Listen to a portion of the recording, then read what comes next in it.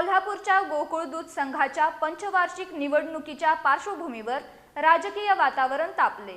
राष्ट्रवादी काँग्रेसच्या संभाव्य मित्रपक्षांबाबत भाजपकडून थेट प्रश्न उपस्थित करण्यात आलाय।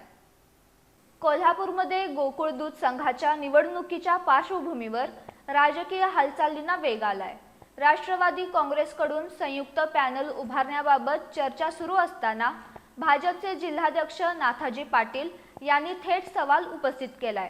भाजप, शिवसेना आणि जनसुराज्य यांच्याशिवाय राष्ट्रवादी काँग्रेसचे इतर कोणते छुपे मित्र पक्ष आहेत का याचा खुलासा करावा अशी मागणी त्यांनी केली आहे।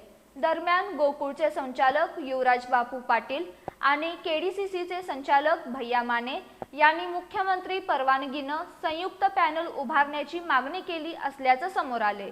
या पार्श्वभूमीवर 1108 दूध संस्थांच्या सभासदत्व आणि मतदान हक्काचा मुद्दा अद्याप न्यायालयात प्रलंबित असताना निवडणुकीची घाई का असा सवालही भाजपकडून उपस्थित करण्यात आलाय।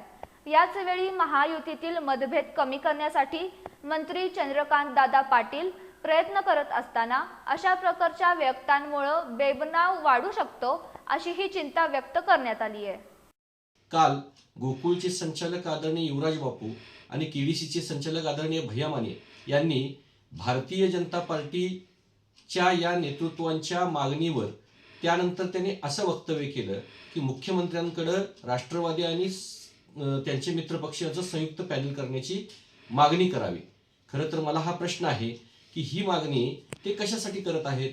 कारण राष्ट्रवादी काँग्रेस पार्टीचे मित्रपक्ष हे शिवसेना, भाजप, जनसुराज्य वगळून अन्य कुणी आहेत का या प्रश्नाचं उत्तर खरं तर त्यांनी द्यायला हवं। गोकुळच्या निवडणुकीच्या बाबतीत मी माझ्या मंजुनाथ सहकारी दूध व्यावसायिक संस्थेच्या वतीनं कोल्हापूरच्या सर्किट बेंचमध्ये एक याचिका दाखल केलेली आहे की या 1108 दूध संस्था ज्या अवसानामध्ये निघण्याचा प्रक्रिया सुरू झालेली आहे, या 1108 दूध संस्थांना मताचा अधिकार प्राप्त व्हावा। या 1108 दूध संस्था ज्यावेळी मतामध्ये येतील त्याचवेळी निश्चित खऱ्या अर्थानं या सभासदांना न्याय मिळेल। परंतु या मतामध्ये येण्याच्या पूर्वीच या लोकांना निवडणुकीची घाई का लागली असा प्रश्न माझ्यासारख्या सर्वसामान्य कार्यकर्त्याला पडतो। त्यामुळे माझी आदरणीय भैया माने साहेबांना आणि युवराज बापूंना विनंती आहे की त्यांनी अशा चुकीच्या पद्धतीच्या बातम्या प्रसारित करून महायुतीमध्ये पुन्हा बेबनाव वाढेल अशा पद्धतीची वक्तव्य करू नयेत।